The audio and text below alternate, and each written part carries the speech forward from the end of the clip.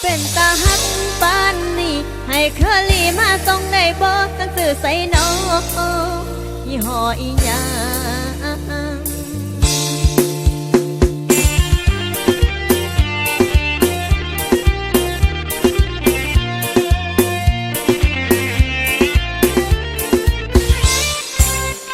ปกติก็เป็นคนเงียบเงียบนั่งพับเพียบคือผ้าพับไว้เป็นสาวสไต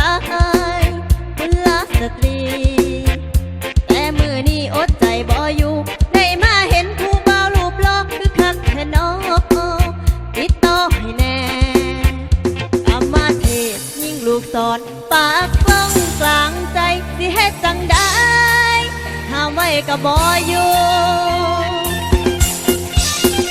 เป็นตาฮักปานนี่ให้เคอรี่มาส่งได้บ่ตั้งสื่อใส่น้องยี่ห้ออีหยัง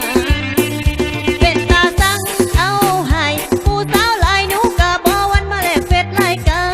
รสิพร้อมทำคะแนนอยากมีแฟนสั่งอ้ายเว้าแบบบ่อายคนนี้หนูมักเขาเอิ้นที่รักได้บ่ให้มันเต้นบ่เป็นจังหวะยามสบตากับอ้ายคนหล่อคนนี้หนูขอคนนี้หนูมักอยากได้อยากได้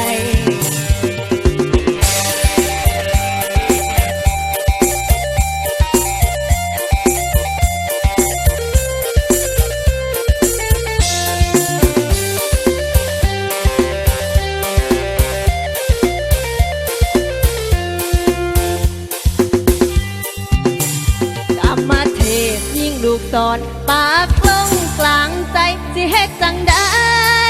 ห้ามไว้ก็บ่อยู่